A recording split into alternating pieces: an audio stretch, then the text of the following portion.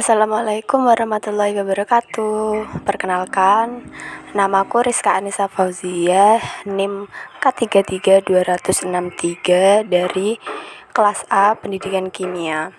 Pada video kali ini, aku akan menyampaikan materi tentang teori-teori atom yang sudah aku dapatkan di mata kuliah Kimia Anorganik 1. Langsung saja kita simak video berikut ini. Jadi, teori-teori atom ini dikemukakan oleh beberapa tokoh, dan tokoh-tokoh yang mengemukakan teori atom ini saling melengkapi satu sama lainnya. Jadi kita langsung simak saja siapakah tokoh-tokoh yang mengemukakan teori-teori atom. Yang pertama ada John Dalton. Dalton mengemukakan model atom yang bernama the billiard ball. Dalton menggambarkan atom itu merupakan partikel kecil yang padat, keras, dan bermassa. Dalton juga mendasarkan teorinya pada hukum kekekalan massa dan hukum komposisi konstan. Lalu Dalton juga menghasilkan 4 manuskrip. Manuskrip Dalton yang pertama adalah menyatakan bahwa semua materi terbuat dari atom yang tidak dapat dibagi-bagi lagi. Yang kedua, mengatakan bahwa semua atom dari suatu unsur memiliki sifat dan massa yang identik. Lalu yang ketiga, kombinasi dari 2 atau lebih jenis atom yang berbeda adalah disebut senyawa. Lalu yang keempat, reaksi kimia adalah penataan ulang atom, dan reaksi kimia tidak dapat mengubah atom-atom tersebut. Lalu yang kedua ada teori dari J.J. Thomson. J.J. Thomson ini melakukan sebuah percobaan yang disebut percobaan tabung sinar katoda. Jadi ada sebuah tabung dialiri oleh listrik bertegangan tinggi dari katoda ke anoda dan menghasilkan sinar yang disebut sinar katoda. Awalnya Thomson itu tidak tahu sinar katoda ini bermuatan apa, positif atau negatif. Jadi sinar katoda ini ditembakkan ke 2 plat, yaitu ada plat negatif dan positif. Ternyata setelah ditembakkan, sinar katoda membelok menuju ke arah plat bermuatan positif, sehingga Thomson menyimpulkan bahwa sinar katoda ini memiliki muatan negatif karena plat positif itu akan menarik partikel yang bermuatan negatif. Partikel negatif yang ditemukan melalui percobaan sinar katoda ini kemudian disebut elektron. Setelah berhasil menemukan partikel bermuatan negatif yang disebut elektron, Thomson kemudian menggambarkan sebuah model atom yang disebut coklat chips cookie, karena model atom dari Thomson ini bentuknya seperti coklat cookie. Jadi atom yang berbentuk seperti bola pejal itu ternyata memiliki muatan negatif, dan muatan negatif ini tersebar di permukaan atau di dalam atom itu sendiri. Dan juga Thomson itu menyatakan bahwa massa dari atom ini tersebar menyeluruh di permukaan atom. Ini adalah sedikit gambaran mengenai model dari atom Thomson. Lalu selanjutnya ini ada Goldstein. Goldstein memodifikasi tabung sinar katoda dengan melubangi lempeng katodanya, dan gas yang ada di belakang katoda pun berpijar.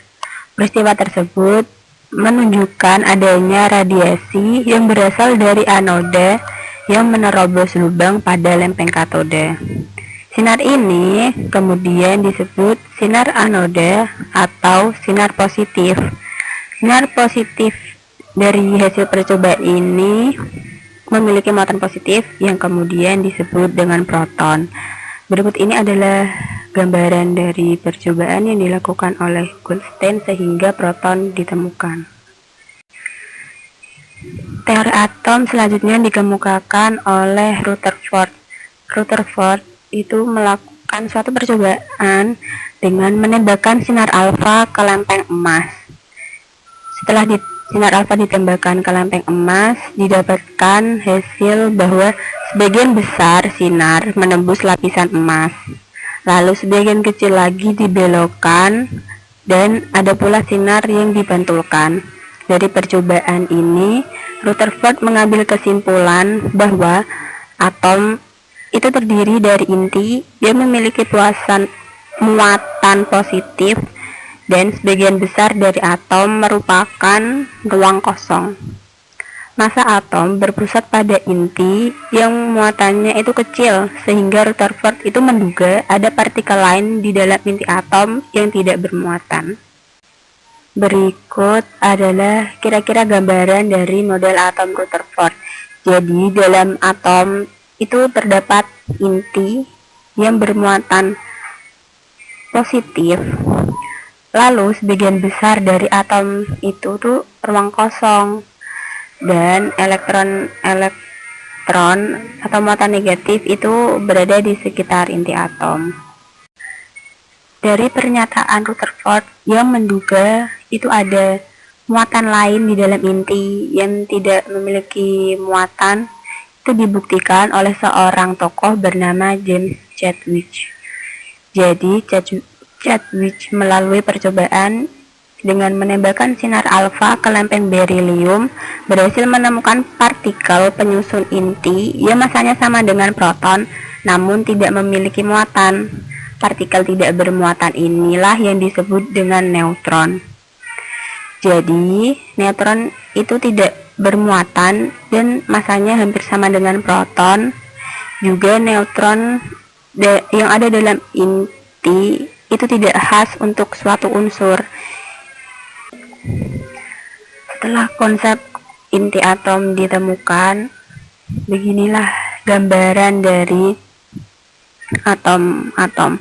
Jadi inti atom itu terdiri dari proton yang bermuatan positif dan neutron yang tidak memiliki muatan, yang kemudian elektron yang bermuatan negatif ini mengelilingi inti atom.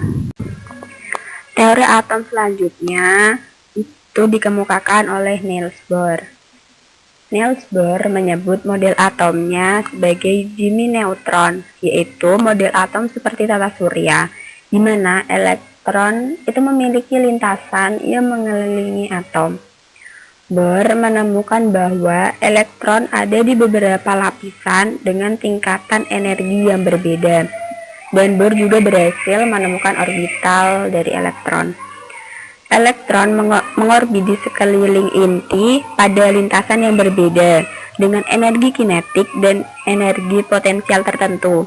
Sehingga gerakan dari elektron-elektron ini itu mencegah jatuhnya elektron ke dalam inti atom. Ini adalah gambaran dari model atom Niels Bohr.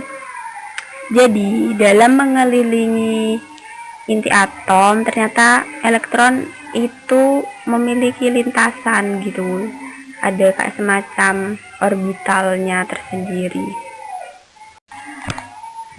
Setelah Niels Bohr, ada tokoh yang bernama Heisenberg dan Schrödinger yang menyempurnakan kembali model atom.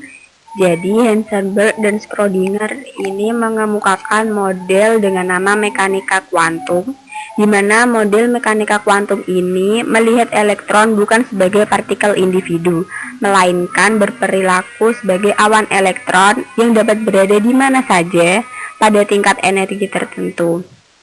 Sehingga kedudukan atau keberadaan elektron hanya bisa diprediksi atau diperkirakan dengan bilangan kuantum. Jadi model mekanika kuantum ini, elektron itu tidak tepat berada di situ, jadinya itu hanya perkiraannya saja. Bilangan kuantum itu ada 4. Yang pertama ada bilangan kuantum utama, yang kedua ada bilangan kuantum azimut, yang ketiga ada bilangan kuantum magnetik, dan yang keempat ada bilangan kuantum Depin. Setelah kita menyaksikan video mengenai teori-teori atom tadi, jadi kita tuh tahu bahwa teori-teori atom yang ada sampai sekarang itu memiliki sejarah yang panjang. Teori-teori atom juga terus berkembang dan terus disempurnakan oleh para tokoh-tokoh melalui percobaan-percobaan yang mereka lakukan. Mungkin kita bertanya-tanya gitu, mengapa sih kita mempelajari atom? Mengapa sih kita mempelajari teori-teori atom? Kita mempelajari atom itu karena atom memiliki peranan penting dalam kehidupan kita sehari-hari. Dengan mempelajari teori atom, kita menjadi tahu mengenai sifat kimia dan fisika, serta kegunaan dari partikel atau zat yang ada di sekeliling kita. Sekian video mengenai teori-teori atom.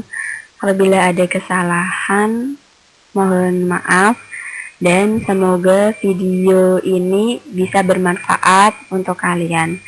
Wassalamualaikum warahmatullahi wabarakatuh. Terima kasih.